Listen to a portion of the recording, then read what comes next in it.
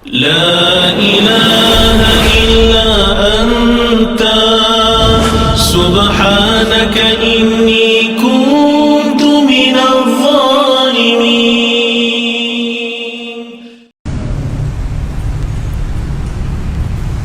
الحمد لله والصلاة والسلام على رسول الله وعلى آله وأصحابه ومن والاه. لا حول ولا قوة إلا بالله. اللهم صل وسلم وبارك على نبينا المصطفى رسول الله صلى الله عليه وعلى آله وصحبه وسلم. أما بعد.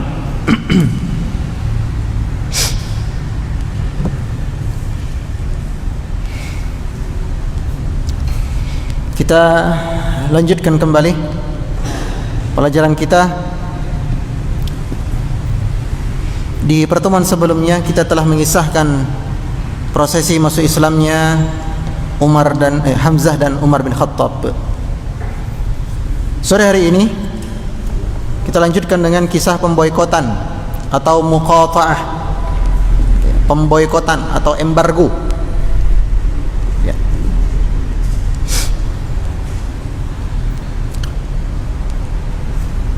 Ketika Hamzah dan Umar sudah masuk Islam, maka ini menjadi awan hitam ya bagi orang-orang kafir Quraisy. Dua jagoan mereka malah ikut di barisan Rasulullah SAW, sehingga mereka mengambil langkah-langkah berikutnya, yang mana tujuannya adalah untuk menghalangi perkembangan agama Islam. Tujuannya untuk mencegah Nabi Muhammad SAW menyebarkan risalah nubuwah. Tujuannya untuk memadamkan cahaya Allah. Yuriduna liyutfi'u nurallah min afwahihim. Mereka menginginkan cahaya Allah itu padam. Ya, mereka menginginkan agama Islam itu musnah. Maka 25 orang kafir Quraisy yang dipimpin oleh Abu Jahal, yang mana di dalamnya terdapat kakak beradik Utbah bin Rabi'ah, Syaibah bin Rabi'ah, kemudian ada Uqbah bin Abi Mu'aid, Al-Walid bin Mughirah, dan yang lain-lain. Mereka datang ke rumahnya Abu Talib.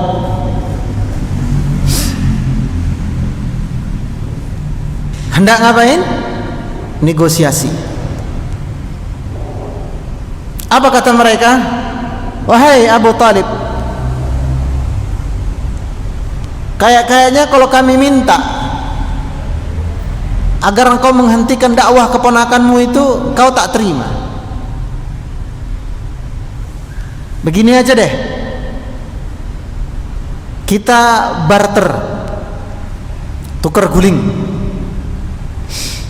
Kami bawakan kepadamu salah satu pemuda kami yang ganteng, Ammarah bin Al-Walid bin Mughirah, adik dari Khalid bin Walid.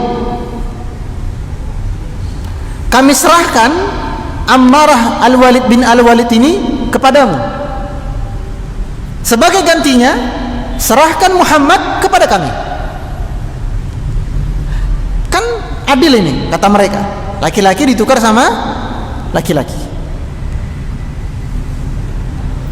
Maka Abu Talib kemudian marah. Apa kata Abu Talib? Sungguh ini adalah penawaran paling menjijikkan yang pernah aku lihat. Kalian menyerahkan pemuda kalian kepadaku untuk aku rawat, sementara aku menyerahkan keponakanku kepada kalian untuk kalian bunuh. Pergi kalian. Maka waktu itu Abu Jahal dan kawan-kawannya keluar dari rumah Abu Talib dalam keadaan hina. Akan tetapi mereka kasak kusuk. Abu Talib kan sendiri, kita rame-rame ini. Besok kita datang lagi. Tapi kita datang tidak dengan penawaran, tapi dengan ancaman. Esoknya datang lagi mereka. Wahai Abu Talib, kami sudah minta engkau baik-baik, kami sudah tawarkan baik-baik, semua usaha sudah kami coba, tapi kau tak terima. Baiklah, terpaksa kami ambil langkah tegas. Langkah tegas, terukur. Kalau engkau tetap menjadi backup dan melindungi keponakanmu itu, maka yang kami khawatirkan adalah terjadi pertumpahan darah hebat antar suku, antar kabilah, antar kelompok. Maka bisa jadi engkau adalah orang yang pertama kali tertumpah darahnya, lalu keponakanmu, lalu mereka pulang. Abu Talib berpikir keras, ancamannya sudah semakin nyata ini. Dia yakin kalau dia sendiri nggak mungkin sanggup ini kalau sudah begini ancamannya. Maka ketika Rasulullah SAW pulang, datang ke rumahnya Abu Talib berkata, wahai keponakanku, sungguh Abu Jahal dan kawan-kawannya sudah melakukan tindakan ancaman yang serius kepada aku. Diceritalah semua. Sungguh aku sendiri tidak akan mampu lagi untuk melindungimu. Maka tatkala Rasulullah SAW melihat pamannya ini hendak melepaskan perlindungan kepada beliau, beliau berkata kepada pamannya, wahai pamanku, andaikan pun matahari diletakkan di tangan kananku, bulan di tangan kiriku, niscaya aku tidak akan berhenti meneruskan risalah ini sampai terjadi satu di antara dua hal: Allah menangkan diriku atau Allah binasakan diriku. Maka terserah engkau wahai paman, engkau mau mencari aman silahkan, aku tidak marah, ya. Tapi kalau engkau membela aku, sungguh itulah yang aku harapkan. Melihat penuturan jujur keponakannya ini, Abu Lahab kembali bersemangat. Ya, Abu Talib kembali bersemangat. Apa kata dia? Demi Allah, ya meskipun dia orang musyrik, ya, karena kan masih ada ajaran-ajaran Nabi Ibrahim. Ya, demi Allah, mereka tidak akan mampu menyentuhmu sebelum mereka membunuhku terlebih dahulu. Jadi Abu Talib kembali apa? Bersemangat untuk melindungi Rasulullah SAW.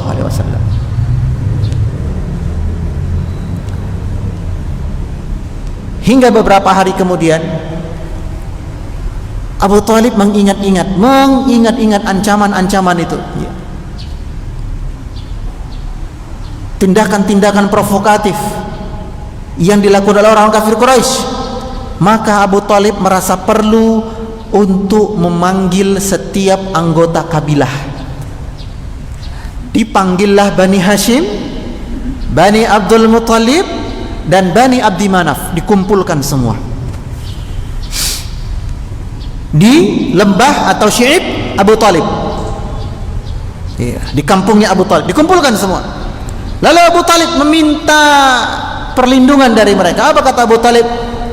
Wahai kalian Bani Hashim, Bani Abdul Muttalib, Bani Abdi Manaf, sungguh kalian telah melihat bagaimana Bani Adi, Bani Kinanah, Bani Salamah, Bani Makhzum, dan Bani-Bani yang lain telah bersekutu untuk membunuh keponakanku ini, sekaligus keponakan kalian juga. Maka permintaanku hari ini adalah, apakah kalian bersedia untuk melindungi keponakan kalian ini, atau kalian ikut-ikutan dengan mereka? Jadi Abu Talib meminta perlindungan mereka atas dasar apa? Fanatik, kesukuan. Ini cerdasnya Abu Talib, karena kalau diminta melindungi Muhammad berdasarkan agama, mereka mau nggak? Nggak mau dong, ya nggak mau mereka. Karena sudah jelas ya, perbedaan agama, perbedaan keyakinan, nggak mungkin. Maka Abu Talib masuk lewat pintu fanatik kesukuan. Apa kalian ridha keponakan kalian ini yang sama-sama dari Bani Abdul Muttalib, dari Bani Abdi Manaf, dan dari Bani Hashim dibunuh oleh laki-laki dari Bani Adi, Bani Kinanah, Bani Salamah, Bani Makhzum, Bani Nadir, dan yang lain? Kalian ridha? Mereka berkata, tak ridholah kami. Baik, Berarti kalian bersepakat melindungi Muhammad? Sepakat. Tapi tiba-tiba di tengah kesepakatan berdiri satu orang, yaitu Abu Lahab. Abu Lahab kan dari Bani Abdul Muthalib, betul? Abu Lahab berdiri, apa kata Abu Lahab? Saya tidak setuju, saya keluar dari rapat ini. Jadi seluruh Bani Abdul Muthalib, Bani Abdi Manaf, Bani Hashim semuanya sepakat, baik yang muslim maupun yang kafir, melindungi Nabi, kecuali siapa? Abu Lahab. Maka cocoklah dia, tabbat yada Abi Lahab wa tab. Lalu Abu Lahab ngelapor kepada orang-orang Quraisy yang lain. Mendapat laporan Abu Lahab, akhirnya orang-orang kafir Quraisy rapat pleno, ya, musyawarah besar, mubes, bagaimana menyikapi ini. Kalau kita main fisik sudah jelas ini, bakal banyak yang tewas, karena berarti kita melawan 3 suku paling besar kan, Bani Hashim, Bani Abdi Manaf, Bani Abdul, ini kan 3 suku paling besar. Sudah jelas, ya siapapun pemenangnya mesti akan banyak yang mati. Yang menang aja banyak yang mati, apalagi yang kalah. Maka mereka memutuskan untuk main mental. Ya. Apa yang mereka putuskan? Bahwasanya di rapat tersebut diputuskan untuk tidak bertransaksi dengan 3 bani ini. Tidak menjual, tidak membeli, tidak menyewakan, tidak meminjamkan, dan tidak menghutangkan, tidak menghadiahkan, tidak pula menghibahkan, tidak pula mensedekahkan. Apapun bentuknya, makanan, minuman, sandang pangan, papan, enggak. Satu. Yang kedua, tidak mengajak bicara. Yang ketiga, tidak menjalin pernikahan. Ya, jadi nggak boleh dinikahkan. Ya, baik laki-lakinya dari mereka atau laki-laki dari kami, nggak boleh.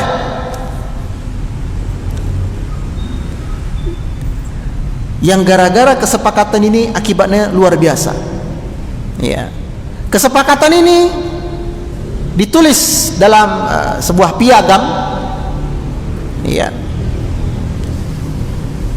piagamnya berbentuk papan.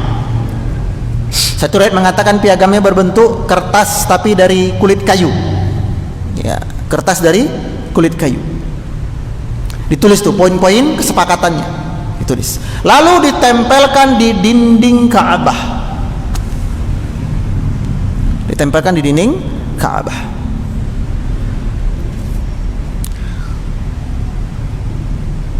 Pemboikotan ini berlangsung selama 3 tahun.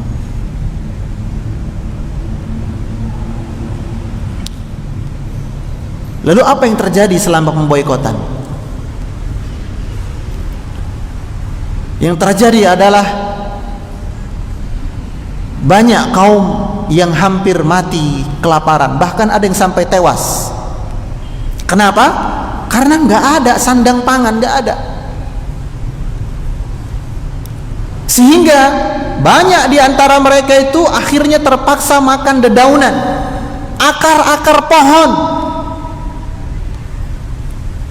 Ketika mereka lapar di malam hari, yang mereka temukan tidak ada. Hingga dalam satu riwayat dikatakan bahwasanya ada di antara mereka yang ketika malam hari kelaparan sangat tidak tahan, ya, meraba-raba di kebun, apa yang dapatlah, ya. Lalu terpeganglah olehnya suatu benda yang belenyek. Tuh belenyek, tuh belenyek. Belenyek itu kalau bahasa Indonesia nggak tahu saya. Memang ada ungkapan-ungkapan Jawa itu kalau di Indonesia kan tuh nggak ada padanan katanya. Kalaupun ada dalam bentuk kalimat susah, ya. Jempalik, nah, coba bahasa Indonesia gimana jempalik? Susah kan? Kutemukan suatu benda yang belenyek lah, ya. yang aku tidak tahu apa itu. Namun karena saking laparnya, aku pun memakannya.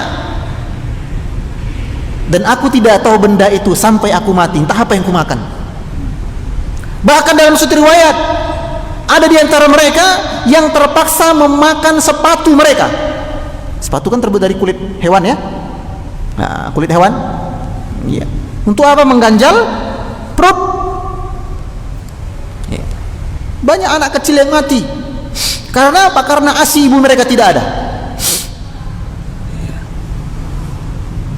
Benar-benar tersiksa waktu itu. Kalaupun ada yang mau ngasih bantuan, semisal Hakim bin Hizam, ya keponakannya Khadijah binti Khuwailid radhiyallahu anha. Ketika Hakim bin Hizam diam-diam di malam hari mau memberikan bantuan kepada sang bibi, ya ketangkap basah oleh Abu Jahal, terjadi gulat. Ya. Berantem mereka di kegelapan malam itu, hingga dilerai oleh sebagian orang. Akhirnya Hakim bin Hizam berhasil lolos dan memberikan bantuan makanan kepada keluarga bibinya. Yang mana gara-gara pemboikotan tersebut, Abu Talib yang sudah sepuh, ya akhirnya jatuh sakit, yang mengantarkannya kepada kematian. Dan insya Allah kisah ini akan kita bahas ba'da Idul Fitri di bulan Juni. Karena kita ini pengajian terakhir ya. Habis itu kita libur 2 pekan atau 3 pekan, kita lanjut di bulan Juni insyaallah taala.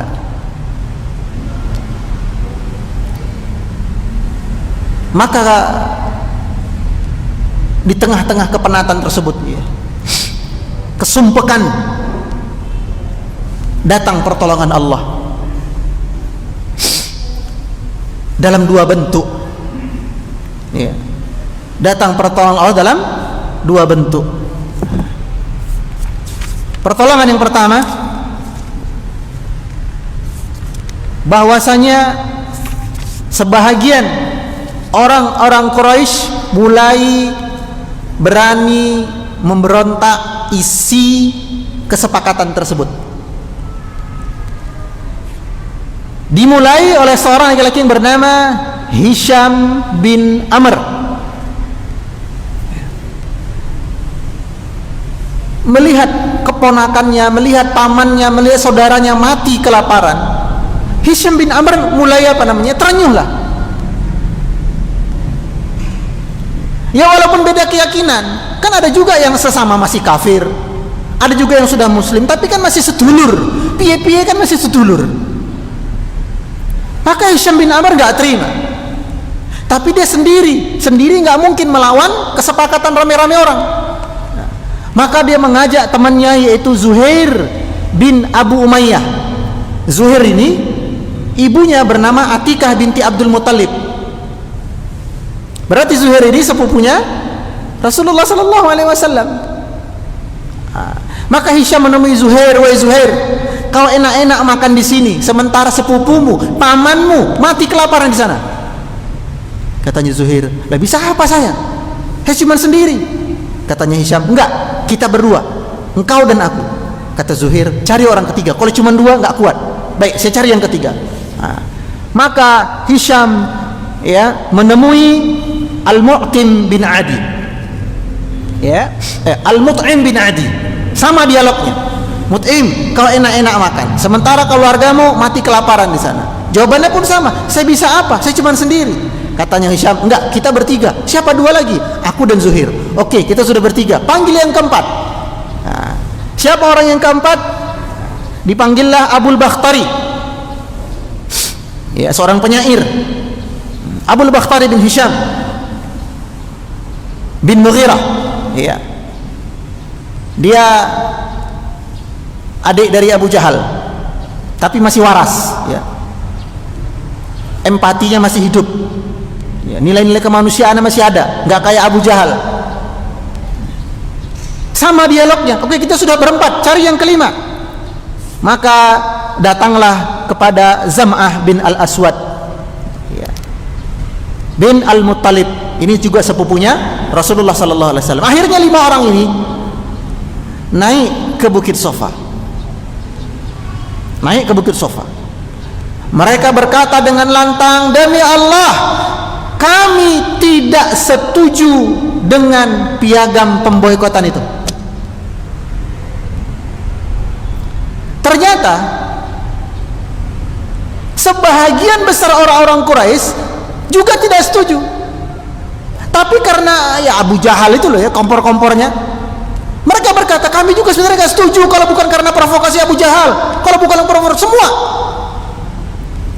Akhirnya Abu Bakhtari kemudian masuk ke dalam Ka'bah hendak merobek piagam tadi. Betapa terkejutnya Abu Bakhtari. Ternyata apa? Allah kirimkan bantuan yang kedua. Pasukan rayap. Nah, yang mana rayap tadi? Ini ada dua riwayat ya. Yang mana yang dimakan rayap? Kalau di riwayat Ibnu Ishaq dijelaskan bahwasanya yang dimakan rayap adalah setiap kalimat-kalimat kezaliman, yang tersisa adalah nama Allah. Ya. Kalimat-kalimat kezaliman termakan, tersisa nama Allah, asma Allah. Riwayat yang kedua, ya, sebenarnya riwayat Al-Waqidi, justru yang dimakan adalah asma Allah. Kalimat kezaliman dibiarkan. Kenapa? Karena asma Allah tidaklah boleh bersanding dengan kezaliman. Anyway, apapun itu, ya intinya dimakan rayap. Ya, intinya dimakan rayap. Maka Abu Bakhtari teriak, demi Allah, piagam kalian telah Allah musnahkan sebelum kalian musnahkan. Maka seketika itu piagamnya dibatalkan. Abu Bakhtari menjemput Abu Thalib dan kawan-kawannya dari lembah tersebut. Mereka bebas. Ya, setelah 3 tahun diembargo. Ya. Nah, taib, kita ambil petikan-petikan pelajaran dari kisah embargo ini.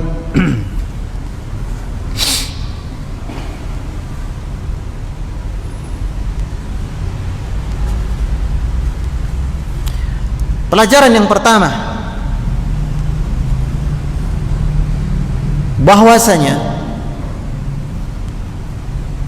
di kalangan orang-orang kafir sah-sah saja mereka harus membunuh sebahagian di antara mereka sendiri demi tercapainya cita-cita untuk memusnahkan Islam. Ya, saya ulangi, bagi orang kafir sah-sah saja ya, mereka memusnahkan salah satu anggota mereka atau sebahagian besar anggota mereka yang sama-sama kafirnya, asalkan dengan musnahnya orang kafir tersebut teman mereka juga musnah kaum muslimin. Maka jangan heran kalau orang-orang Syiah Rafidhah sah-sah saja membunuh salah satu atau beberapa anggota mereka yang menyusup di barisan kaum muslimin demi rusaknya citra kaum muslimin.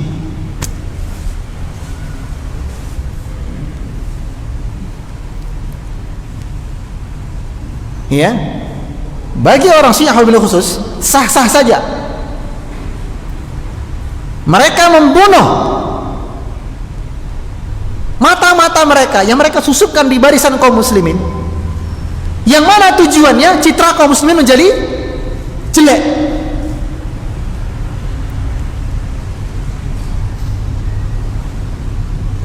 Sebagai contoh, beberapa tahun silam 2010-an, sudah lama ya,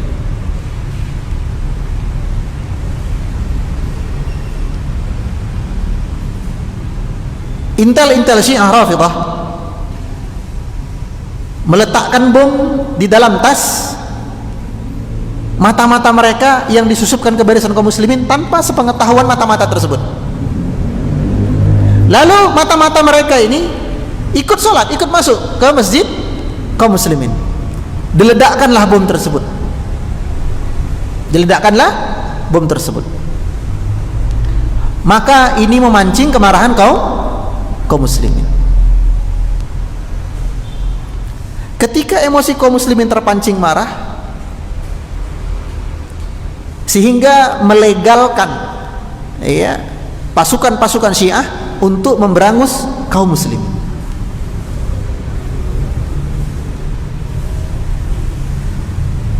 Jadi sah-sah saja bagi mereka. Maka sama dengan kondisi yang ada sekarang.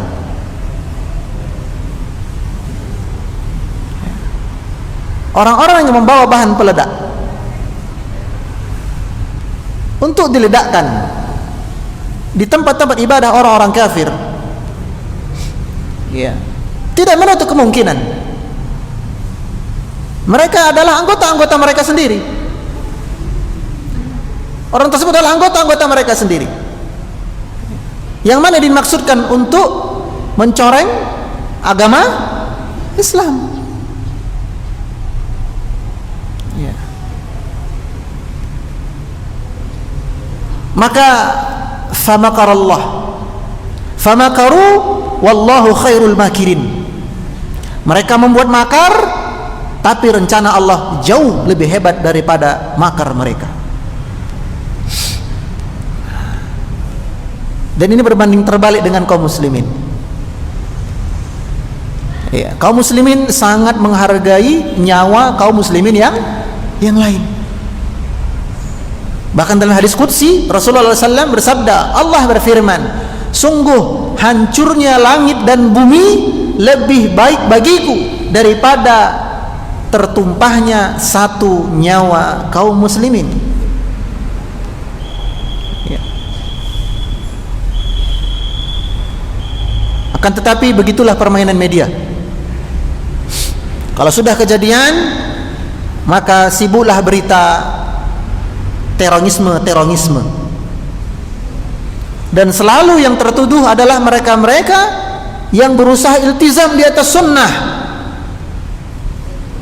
dan yang selalu jadi sasaran tembak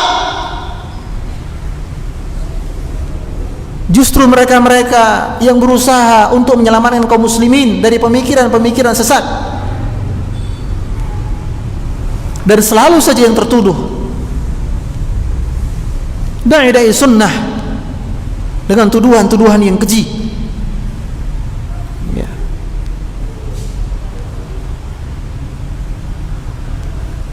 Dari mulai tuduhan Wahabi, Wahumi, dan tuduhan-tuduhan yang lain. Maka yang paling bisa kita lakukan adalah berdoa kepada Allah Azza wa Jalla. Setiap rencana mereka, setiap tuduhan mereka tidak pun terbalas di muka bumi ini, kelak Allah akan balas di yaumil hisab. Ya. Wallahu ta'ala alam. Faedah yang kedua,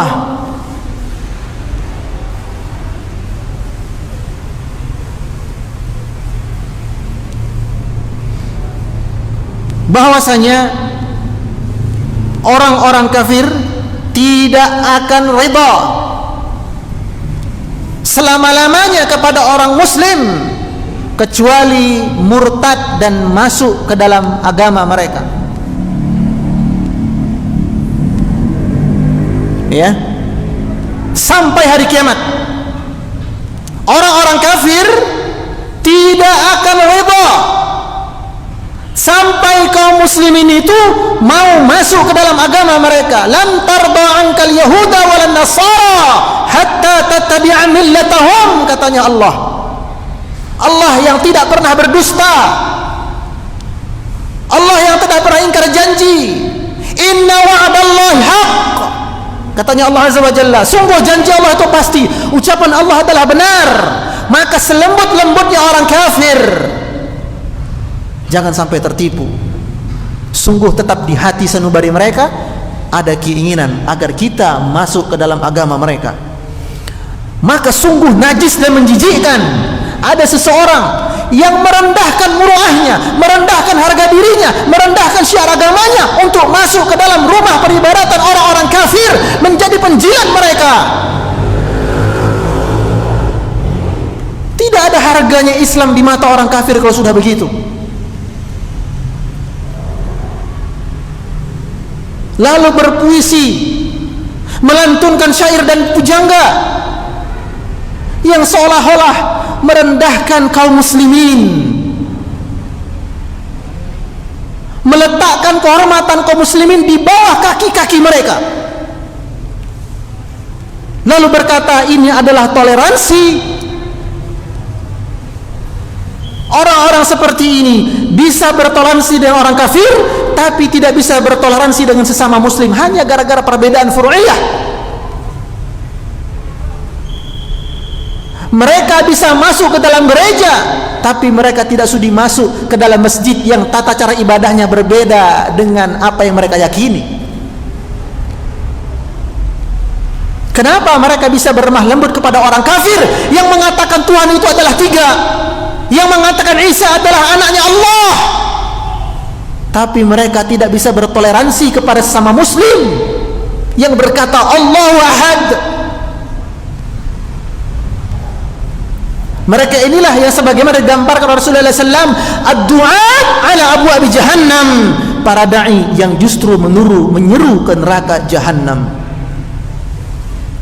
Kita berlindung kepada Allah dari keburukan da'i penyesat yang seperti ini, dan kita memohon kepada Allah pertolongan agar senantiasa diberikan keistiqomahan di atas Islam dan di atas sunnah nabinya. Allahumma a'izzal Islam wal muslimin, ya Allah berikanlah kemenangan dan kemuliaan kepada Islam dan kepada kaum muslimin. Barakallahu li wa lakum wallahu ta'ala alam. Subhanakallahumma bihamdika asyhadu an la ilaha illa anta astaghfiruka wa atubu ilaik. Assalamualaikum warahmatullahi wabarakatuh.